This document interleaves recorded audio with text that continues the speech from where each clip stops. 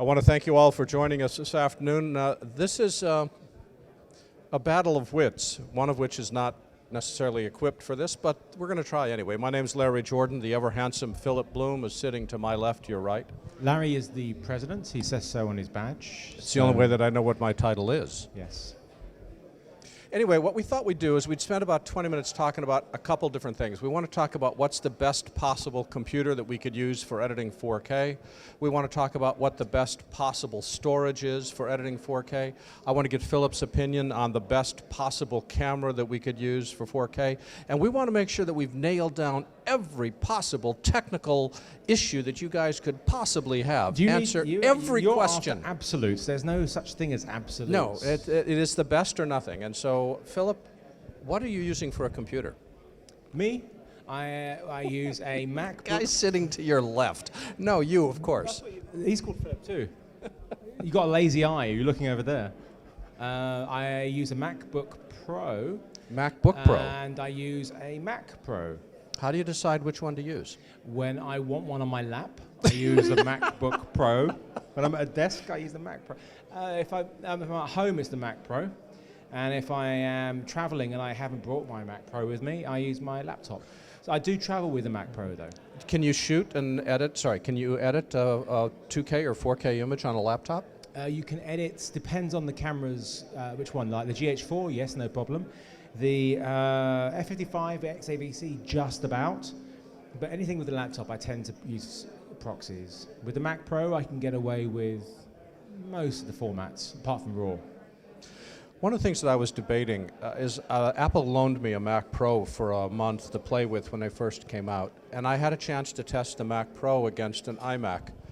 And I realized that for the work that I do, which is 1080p and 2K editing, an iMac is perfectly okay because I don't travel with it. If I'm going to travel, I'm using a laptop, and if I'm using a laptop, I'm not editing, I'm teaching, which is an entirely different environment. But one of the things that I found is that the horsepower in the Mac Pro is most of the time not needed if you're not heavy effects work. Do you see a difference there? I see a difference with the Mac Pro for sure, with 4K. And that's why I got it, because I edit a lot of 4K, and it makes a huge difference. I can actually edit 4K native on a lot of formats, which I can't do normally, and it saves time sometimes. It's all about saving time. It's about processing, and it's about. I like to edit 4K. The downside is, of course, with Mac Pro, if you're of course you need to spend a lot of money. We don't have to spend too much money. We talked about this before. I didn't buy the top end one at all. It's pointless. It isn't used by the editing software. It's for high-end 3D graphics work. So I bought a And for people with unlimited budgets. Well, it's actually slower. If you were by a 12-core Mac Pro, it's going to be slower in Premiere than a 6-core because the clock speeds of each of the processors are slower, and it doesn't use them all. So it's pointless. It's a pointless waste of money. So which one did you get for your Mac Pro? 6-core. And with the 2 top-end graphics cards. See, with the iMac, I bought a 27-inch iMac with the absolute fastest processor, which is a 3.4 gigahertz. But the real question for me is not the speed of the computer, because his laptop or his Mac Pro or my iMac can edit 4K video. The real challenge, I think, is storage, because if you don't have fast enough storage, you've got a problem. And one of the things that I've learned is a single hard drive, just whether you attach it Thunderbolt or not, is not fast enough to support most high-end video editing. What are you using for storage on your system? 4K has been a nightmare because of the size of the files, and the speed is needed for certain formats, and therefore I'm having to use big hard drives like the G-Tech Thunderbolt ones. And they're great, but when I travel, which is most of the time, I don't put my hard drives in checked luggage. That's the most valuable thing. Mm-hmm. That's my rushes. But carrying those, they're big and they're heavy, and there's more than one. So it's a bit of a problem. The G Speed, which I'm looking forward to playing with when they get it released, is really fast, but it works with spinning media. Have you worked with SSD drives, and do you prefer spinning media or SSD? No, I mean, I want the fastest possible. Their G Drive Pro is spinning, but it has SSD speeds. But it hasn't got big enough capacity. It's ridiculous that 4 terabytes or 8 terabytes for me is not enough. Not enough. You're disgusting. You know It that. is ridiculous. I used to buy, a 2 terabyte drive and it would last so many projects, and now I'm like, I'm buying 3 8 terabytes for one. Just one copy. How do you estimate your file size when you're I assume you're shooting RAW or close to RAW. Don't shoot RAW. What are you shooting? I shoot 4K, but it will be a codec, where it's ProRes or most likely XAVC when I'm shooting on the F55. I have no need for RAW. When you're shooting ProRes, there's 5 different flavors of ProRes. You're doing 444 or HQ or 422? Well, the only camera I have that shoots 4K ProRes is the Blackmagic 4K, and I don't use it. I use the F55, I use the 1DC, which is only motion JPEG, and I use the now the GH4, which is a really efficient codec. So RAW is for if there's a problematic shot in a situation, then I might switch into it, if my camera can do it. Other than that, it's a waste of space. I have no need for it. I shot for 23 years without ever touching RAW video. That's because 20 of them were film. No, I've never shot film. They had video, honestly. It was color too. But no, it's storage. It's storage. I mean, the amount of hard drives I have underneath my desk in a row, it's like when they're all turned on, it's just like it looks like, an Enterprise bridge. You've got all these blue lights just pulsating. And God knows what it's pumping out of there. I just see, and I go to the electricity meter and just see it going with all these bloody hard drives plugged in, and it's just for like 2 projects. One of the challenges is that we often think about shooting 2K or 4K video, but one of the things that Philip has been stressing is that he shoots different codecs. And one of the things that we have to do is we have to know what codec we're shooting, ProRes HQ or what's the G4 shoot? Which one, sorry? G4, isn't that? The GH4, it shoots in, it's an MP4.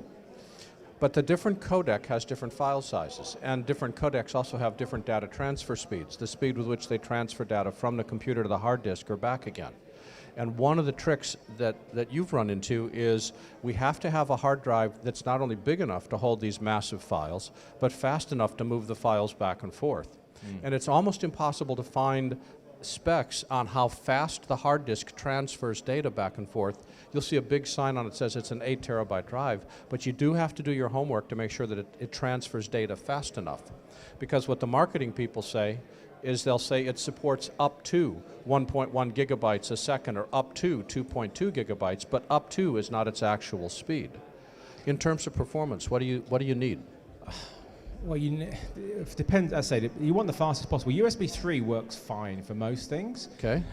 For low-end codecs like the GH4s, it's fine. Don't forget, you're talking about the speed of the drive as well. It's 5,400 or 7,200 or faster with SSDs. And with the Mac Pro, you've got to be very careful as well. It has 6 Thunderbolt 2 ports, but which ones you put them into is actually kind of key because Really? they're across. They're not individual. So if you put them in, they're in pairs. So if you put 2 in the same pair, they will be slower. But if you put it above it, so it's like 6 of them, dum dum dum. So the first, you make sure you have them, don't have them all bunched Stack together. them vertically. Stack them vertically, otherwise you will see a performance slump. Yeah, you can daisy chain, but as soon as you start daisy chaining, it does slow things down. It's the same with everything. I mean, hard drives are just the biggest problem, and I have no good archiving solution. I just have around 600,000 hard drives. Literally, I'm going to be in Hoarders next month. This man, has 85 cats and 200,000 hard drives. We're going to clean it all up. How are you archiving your stuff? How are you laying it off? Really? No, it's terrible. I'm using the most awful way of archiving hard drives. I held you in such regard until that last sentence. No, I offload it. I basically make a copy onto VHS. Good old days of tape. You just did one copy. That's it. The one you recorded on. You never thought about making a duplicate, did you? It just went on the shelf. If you've got one copy, you've got enough. There's interesting technology, by the way. If you haven't had a chance to play with it, I have. It's the company called M-Logic over in the corner. They've got a new unit which will be shipping the middle of July called M-Tape, which for the first time makes LTO6 tape archives affordable for the mere masses. In the States, it's $3,500. Here, whatever the conversion rate is. It will be £5,000. There was no question. But It holds 1.8 terabytes of data, and tape will last 20 to 30 years. It's what, I did joke about VHS, but it just shows you what I'm talking about. Is that we're still, tape is a storage format. It's obviously a different system, but it's still tape. But to give you an idea, the best storage is film. So if you want to take video and store it for 100 years, record it to film, but we're not going to talk about that. But this is not videotape, it's data tape, and I've been beating up on the data tape people for a long time, and we finally have something which is accessible and affordable. And they gave me a chance to play with the unit a week ago, a pre-release unit, and I was working with it. It looks potentially really, really cool, and I'm looking forward to putting it through its paces the middle of July. But just check it out as long as you're here at the show. It's a booth worth looking at. Yeah, archiving is key. I don't know how many people have lost projects and footage. I have. I mean, I have a master in the cloud of everything, proper ProRes HQ master of everything, but not my rushes. You can't do it. I mean, that for me, that's going to be the archive solution that I want. One day, everything is up in the cloud. Oh, I hope not. Do you know how long it takes to upload a simple file to the cloud? That's what I'm saying. The point where it is quick.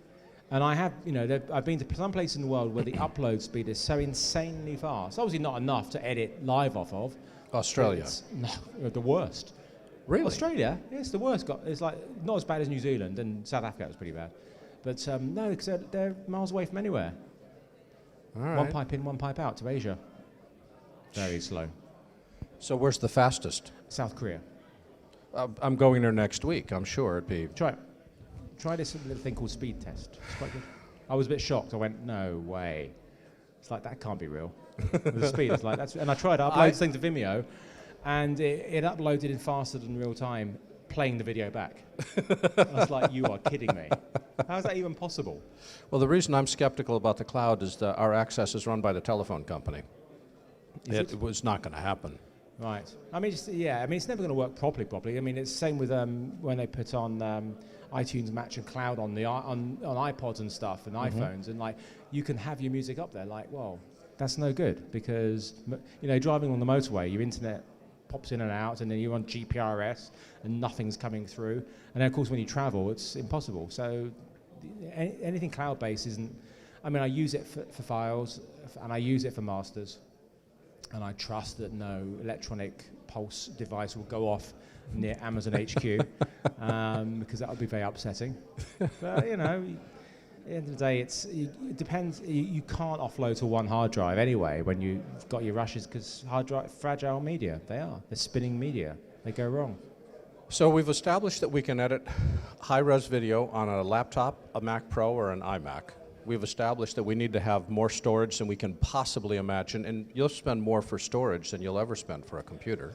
Yeah, I mean, in my 4K talk this morning, I gave an example costings of how much 5 hours of media would cost you for some of these cameras, but I also gave the actual amount of data that you would get for 5 hours. And how much is it? It varied. So, for example, I can't remember the exact figures. I think it was like 900.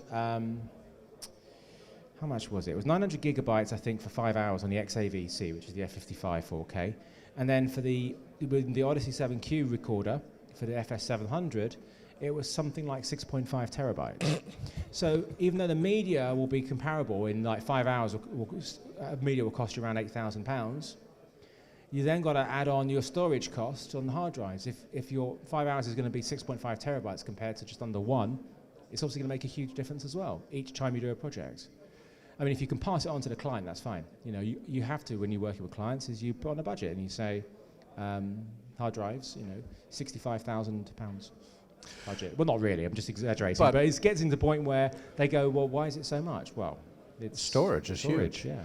So we need to worry about storage. We need to worry about the computer. How do you decide, because I'm not going to ask you this question, because people ask, what's the best camera? But how do you decide what questions to ask to determine what's the best camera for your project? Best camera for my project is the one that I need to pay off. Granted. But what questions do you ask to answer the question? In other words, what do we have to ask ourselves to decide what the best camera is? Because it's really always in terms of... If you're buying a camera today, well, you've got a long list of things. And number one will probably be how much have you got? True. It's going to be a big factor because you can get a 4K camera The cheapest, decent one will be the GH4 at £1,300. GoPro, $500. Doesn't do 4K in anything more than 12 frames per second. You didn't currently. ask it to do frame rates at real time. I don't want it It's to just- do Charlie Chaplin speed, no. Ah, you are so pushy. Strangely. Okay, so we've got low. So first question's that'll the be budget. Out soon. That'll be out. Then the proper 4K one will be out in the summer. So you have a £1,300 camera, and then my most expensive camera is the F55. Once I've got media and the recorder and the viewfinder, it ended up costing £45,000. So is budget the only criteria? No. But, the features that you want. A lot of the cheap 4K cameras are not good in low light. I shoot mostly documentaries, therefore I need available light. And if a camera can't go with 400 ISO, it's no good for me. Somebody says, oh, why don't you shoot at 1.4? Well, 1.4 is no good if you're moving around because you can't keep everything in focus. So I want to be able to shoot at a closed down aperture at a higher ISO in available lights for a lot of stuff. So that's a big factor for me. Not many 4K cameras do that, apart from the more expensive ones. Dynamic range is important. Does it do slow motion? That could be important to you. What about ergonomics? Ergonomics are absolutely key for me. I don't want a camera I have to build up into a rig. I want something that can be portable. And because I shot with big cameras most of my career, I have no desire to really shoot with big ones all the time. The F55 is relatively big, but it's not too heavy, it's okay. I still like shooting with small cameras. And that's, especially with documentaries, you don't want to draw attention to yourself. Like a GH4 is a great camera for shooting stealthily, because nobody thinks you're shooting 4K video. Nobody thinks you're shooting video with that at all. And certainly you won't think about 4K video. So there's lots of considerations, but you may look at a camera and go, oh, that's cost, £2,000. Add up everything that comes, you're going to need to make it work properly, media, and then of course the post media that we talked about before, the hard drives. All these things needed to be calculated because it does make a difference. And I don't want to keep going on about the GH4 because it isn't perfect. It's far from perfect, but it's the only 4K camera I've come across that gives me a really nice image, and the files are not crazy. I can get 1 hour on a 32 gigabyte SD card. Now, is the GH4 the one from Panasonic? Yeah. Okay. What the guys at TV Bay want to do is to have us chat for a few seconds, which we've done, but also throw the floor open from questions. So if there's something that you want to know, and Philip, I'm going to need your help in hearing the question. Is it translation for you? Yes, please. You got to translate from British to American. We'll start with this handsome gentleman here. It's basically I'm asking what's the technical reason why we can't have upload speeds just as fast as download speeds? Well, no, I mean, I've got Virgin. I know exactly what you're talking about. I think it's simply there is, there's only so much data the pipeline can take, and they want to maintain their download speeds. Most people download more than they upload. Most people are uploading pictures to Facebook and stuff like that. Not many people are uploading, 6 gigabyte masters onto Google Drive or stuff, or to Vimeo, whatever. I mean, that's what I think it is. They want that percentage, no? What do you think? What is it? You want mine as well? So it's a business decision. The switches that they use, that the phone companies use or anybody else uses, are bidirectional at the same speed. So by gating the speed up, they can get more money out of the market. If most of us are just simply consumers, we want to buy the lowest possible price. And as Philip says, most of us are downloading. But for people that need to upload, we'll spend more money to be able to get fast upload speed. So it's a way for the phone companies to increase their revenue, because there's no technical reason to not have it be both the same speed in both directions. The reason is a business model. It's not a technical reason. But it is a case of it can only do so much. So if your 120 gig meg connection is if you want to say have a 20 upload, therefore it's going to affect the download. I assume. Is it not going to? Does it not increase? Is it totally separate? Well, there we need to get onto them and change it because it drives me nuts. No, you can if you go onto their business deal. This is basically if you become a business customer, then you get a much faster upload speed for a lot more money. I mean, I've had faster upload speeds, especially in America, on my mobile phone. On my LTE uploads in there, I've just been like, that's crazy fast speed. I was getting like 40 megabits per second on speed test. And mind you, that's in hotels. Hotels give you like 256K. Thanks very much, guys. Philip, I have seen all your videos, your tests, and also I have seen your lectures on Final Cut Pro. My thing is about cameras. Many people are going crazy about Canon cameras, and they don't really think about the say from the GH2, which I normally use. And I bought this camera and probably the GH3 based on your assessment. Do you think the Panasonic cameras, they are finally now come up to the Pro standard, or what do you think? The problem with Panasonic, as far as I'm concerned, is that they have dropped the ball. They were the indie kings with the DVX 100, and then they had the HVX, which was it was all right, and then the AF 100 was their professional larger sensor video camera, which wasn't great, based on Micro Four Thirds as well. Whereas their consumer division have innovated with each GH, but it's a consumer camera, and therefore hasn't made inroads into the professional market, and still won't do.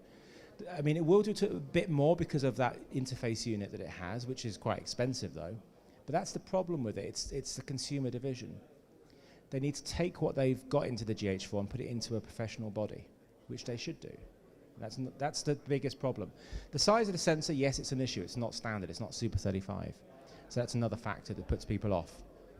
But the fact is, it is a consumer camera. That is a big thing. So, I think the GH4 is by far and away their best camera they've made. Way better than the 3. The 3 to the 2 wasn't a big difference as far as I'm concerned, but the 4 is capable of amazing images, and that 4K is beautiful. And it does amazing things like pump out a 10-bit 42 signal out of that ridiculous micro HDMI port. You're like, really? It does that? It's a great high-end feature that many high-end, more expensive video cameras won't even do. And yet its consumer camera does it. It's crazy. So it is a very powerful camera, for sure. It's not my favorite camera in the world, but I've been using it a lot the past month, and I'm loving what I'm getting from it. I just wish it was better in lower light situations. Yes, there's nothing. Can you use it for broadcast? Yeah, you can use anything for broadcast to a degree, but the problem is it going to be officially? Is it going to be officially accepted? Unlikely, because it's a consumer camera. They're not going to test it. BBC are not going to say yes, you can use this because it's a consumer camera. So they're only going to test certain cameras.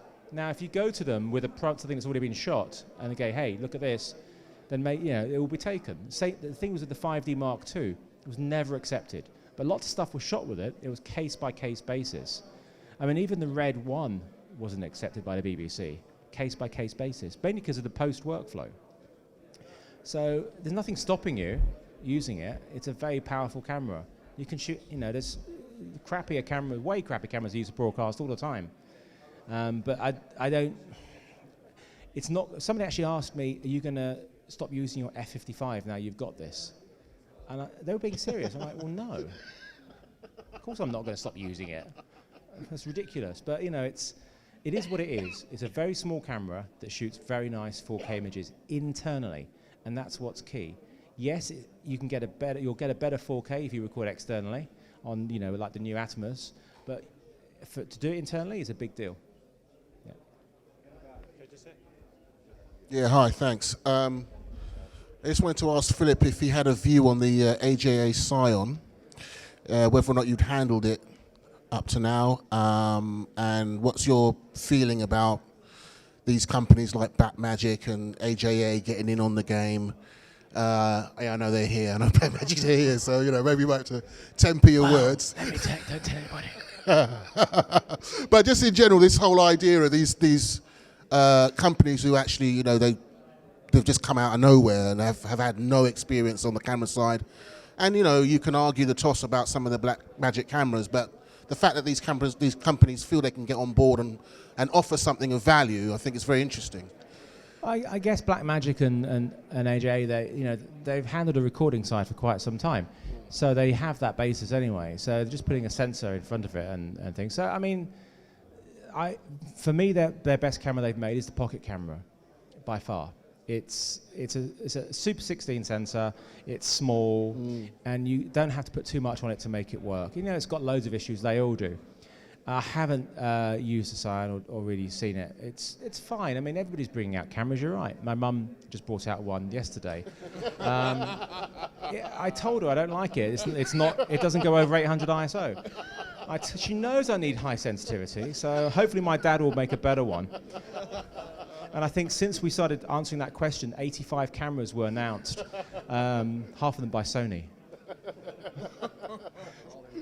But the thing is, it's like it is ridiculous. As a freelancer, it's a pain because you make an investment in a camera and you then pay. The whole point is not for you to buy a new camera once you've paid it off.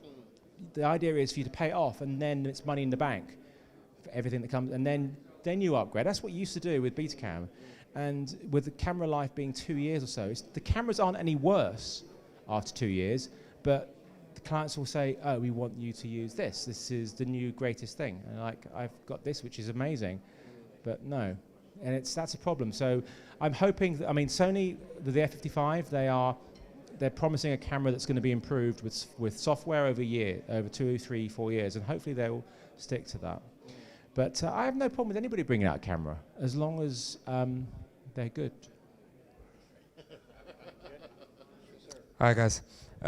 Quick question. Talking about before with storage, upload speeds, I want to see what's your take into freelancers doing corporate videos, small shoots for private clients, accumulating all that storage, doing the edit, exporting it, then coming out with a file that's 5 gig, 6 gig to upload it to YouTube.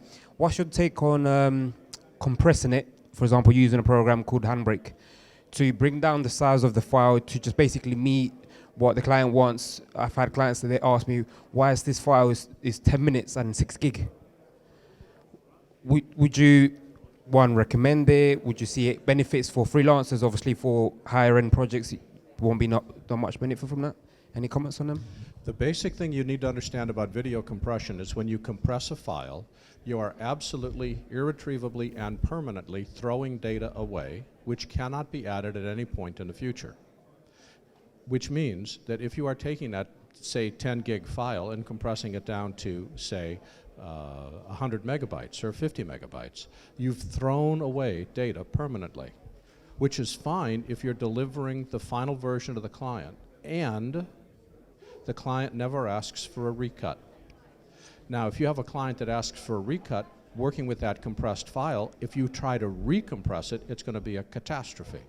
So the reason that file sizes are so big is getting into something Philip was talking about earlier. You want the absolute most color information you can, the absolute most visual detail, the absolute least amount of compression, consistent with the project you're working with and the codec you're working with, and that master file will always be big, always, but it gives you the greatest room to edit. Then you distribute the file in as compressed a format as you want, and that one you want to have small. So I always retain the master file, the high gig file, and the reason you tell the client this is if you ever decide to recut or add in new footage, you're going to have the easiest time doing that. And it's cheaper to buy a hard disk than to try to reconstitute a file. Are you talking about the final delivery being, so what is it for? What's the delivery for? I've done there's been a corporate shoot, the clients, several takes of interviews, their product. So then obviously I keep the master file. Yeah. But then when I try to deliver the master file to the client, either deliverables are their DVD or uploaded for them to use social media. Yeah. But then obviously their questions are, they want the highest quality. Then when I explain to them, okay, the highest quality, Yeah. like the master file, you're going to get really big size. Then one of the main things is, why is it so big? So then the other option for me is, which is basically what I wanted to hear, is compressing files with maybe using Handbrake, trying to keep the most quality for delivery for the client. For upload? Yes. You know what I upload in to Vimeo and YouTube? ProRes. Okay. I don't care. I don't want to compress. It recompresses it, but it keeps the master file. Yeah. So I can re-download it. It's still there. And that's what's key. Same with Vimeo. And if you go on a Vimeo Pro account, you get stacks of storage as well. YouTube isn't even measured. It's just infinite. And it doesn't matter at that point. And also what's interesting is like Vimeo is only 5 megabits a second, and I'm uploading stuff at 100, and it gives me a warning saying your bitrate is far too high. But if I compress at 5 and upload it, or I upload it and then compare it to something I've uploaded at 100, and then see what it does with the 5, you will be amazed at the difference. So much better by giving it a bigger file, and it gives you a nice master that stays on there. And it's with software, with websites like WeTransfer Plus, you can send clients up to 10 gigs, just like that, and it's lovely. It's a lovely way. No more FTP nonsense. You can just send them the file, and it's so easy. So I put ProRes up there, not ProRes 4.2, it's a bit too big, but LT or ProRes Proxy. It gives you a nice master that stays up there, as long as there's no EMP, and I think it's the best way. And I don't really have an issue. I mean, I had a client. I always deliver a client ProRes HQ anyway, for a digital file, but that's just the sort of jobs I do. But yeah. We need to wrap this up, but Philip is not leaving the room this instant, nor am I. If you have individual questions, be sure to catch us. But I'd like to thank you so very much for your time. This is the ever affable Philip Bloom. My name is Larry Jordan, and thanks for watching.